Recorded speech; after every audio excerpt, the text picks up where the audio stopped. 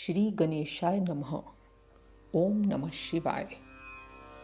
ओम ऐं ह्रीं क्लीं चामुंडाय विच्चे। आप सभी के हृदय में विराजमान प्रभु को मेरा नमस्कार है। आज हम ज्ञान और संसार के शिव महापुराण में अगले अध्याय में आपसे मिले हैं। तो चलिए आज हम अपना अगला अध्याय शुरू करते हैं। जब सती कुमार अवस्था को त्याग कर युवावस्था को प्राप्त हुई, तब उनके पिता दक्ष उनके विवाह की चिंता करने लगे। तब पिता के मन की बात जानकर सती अपनी माता के पास जाकर शिवजी की प्राप्ति के लिए स्वयं इच्छा प्रकट करने लगी।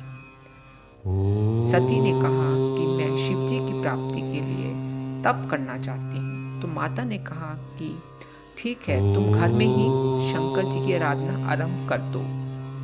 इस पर आश्विन मास की नंदा तिथि में गुड़, चावल और नमक से सती ने शंकर की पूजा आरंभ कर दी। सती माता ने 12 महीने सविधि पूजा की और भोग लगाया। ब्रह्मा जी, विष्णु सहित सभी देवी देवता सती की तपस्या देखने के लिए गए और उन्होंने देखा कि बहुत ज्यादा वो शिव जी की तपस्या में लीन थी। यह देखकर सभी देवी देवता सती को प्रणाम कर शिव प्रिय कैलाश को चले गए। कैलाश पर जाकर विष्णु जी, लक्ष्मी जी, सावित्री और ब्रह्मा जी ने शिव जी के पास जाकर उनको प्रणाम किया और उनकी अनेक स्तोत्रों के द्वारा स्तुति करने लगे।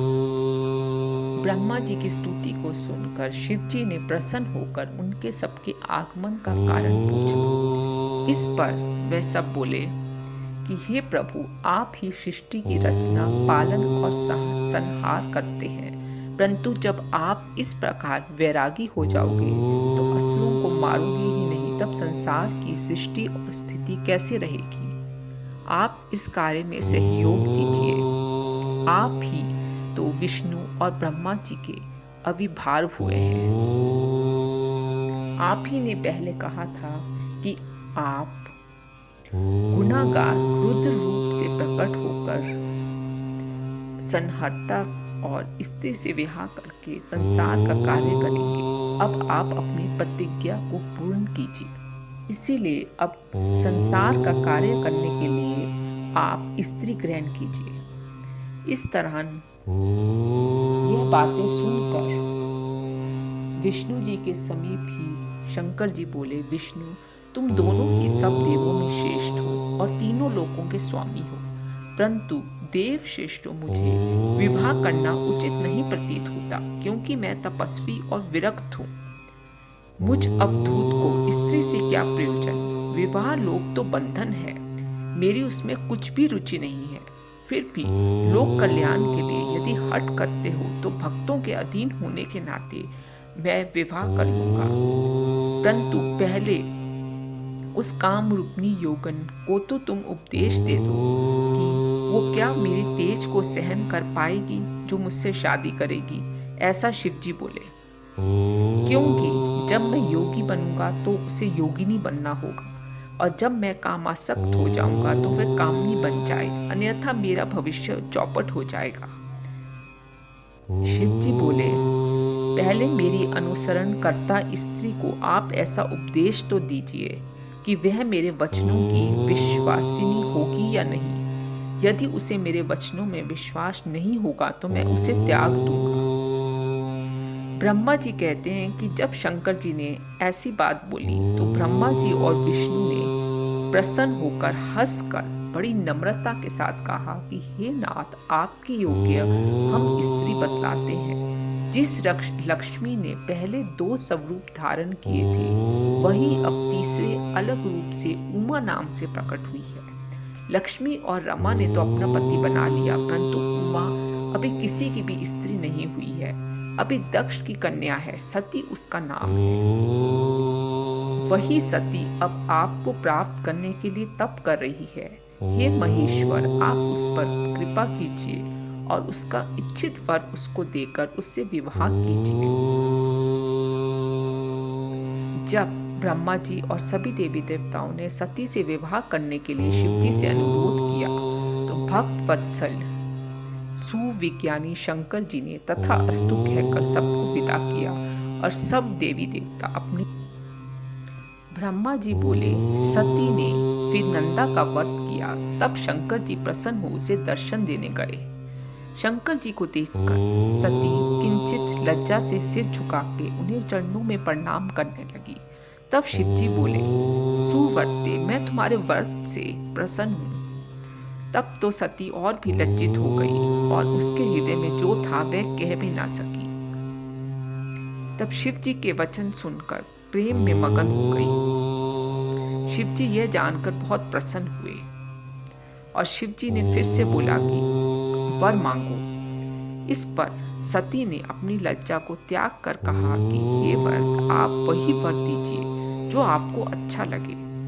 सती का अभी वाक्य पूरा भी नहीं हुआ था कि भक्त वत्सल शिव जी ने बोला कि तुम मेरी अर्धांगिनी बन जाओ।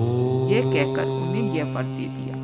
मनोवांछित वर पाकर सती मौन हो गई और बहुत ही खुश हुई, मन ही मन मुस्कुराने लगी।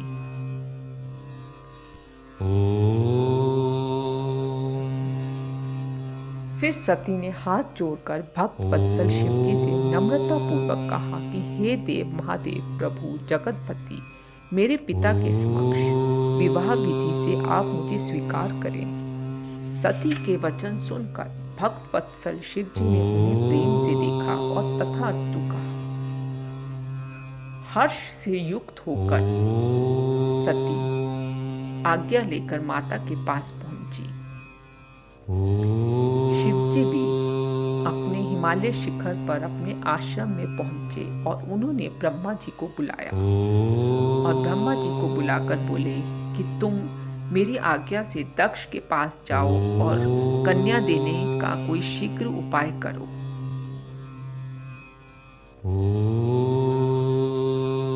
इस पर ब्रह्मा जी अपने पुत्र दक्ष के घर पहुंच गए। उधर सती भी अपने पिता के पास शिव जी से प्राप्ति का समाचार कहला रही थी और प्रसन्नता से अपने माता पिता को सब बात बता रही थी। तो जब वहां पर ब्रह्मा जी पहुंचे तो दक्ष जी ने सिर झुकाकर प्रणाम किया और आसन पे बिठा के उनके आगमन का कारण पूछा। तब ब्रह्मा जी ने शिव जी के लिए सती को देने का विचार बताया।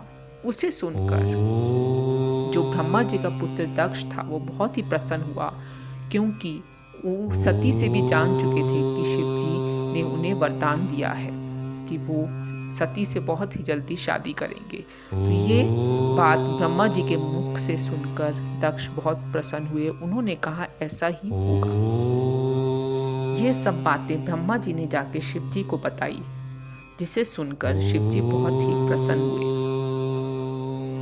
ब्रह्मा जी बोले कि अब आप शुभ लगन और शुभ मुहूर्त पर विचार कर उनके घर चलिए और पानी ग्रहण कर लीजिए। इस पर शिव जी ने प्रसन्न होकर कहा कि अच्छा, तुम्हारे और नारद जी के साथ मैं उनके घर चलूंगा और आप अपने मरीचि आदि पुत्रों को भी बुला लो और मेरे गणों को भी साथ ले लो, तब हम इकट्ठे दक्ष के घर चलेंगे।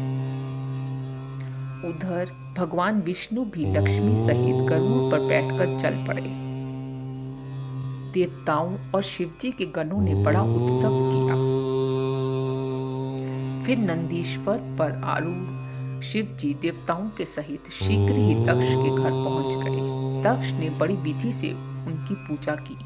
दक्ष ने नव ग्रहों के बल से शुभ लगन में शिव जी के लिए सती का कन्यादान किया।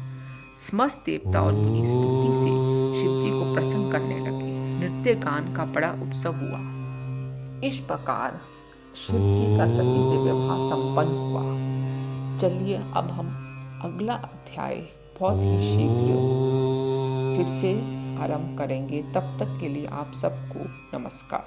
अगर आपने हमारा ये चैनल सब्सक्राइब नहीं किया है तो आप इसे जरूर सब्सक्राइब कीजिए। धन्यवाद।